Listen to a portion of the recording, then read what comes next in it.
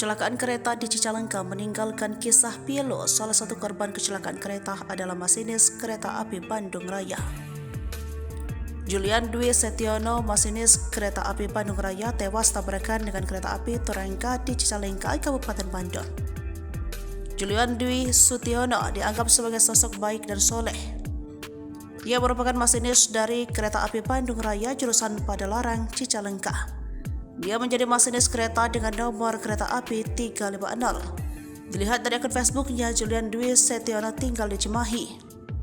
Ia pernah sekolah di SMP Negeri 1 Padalarang.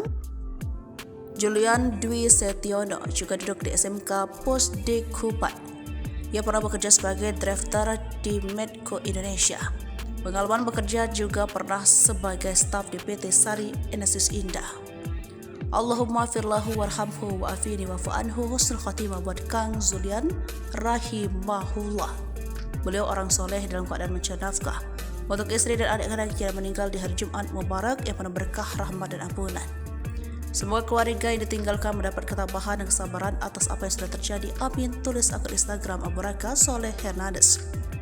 Bahkan sebelum menjadi korban tabrakan kereta api Turangga dan kereta api Bandung Raya, Julian sempat posting video ceramah tentang kematian. Ia merupakan salah satu 3 korban akibat tabrakan kereta api Turangga dengan kereta api Bandung Raya di Kampung Babakan, Desa Cikuyah, Kecamatan Cicalengka, Kabupaten Bandung, Jawa Barat.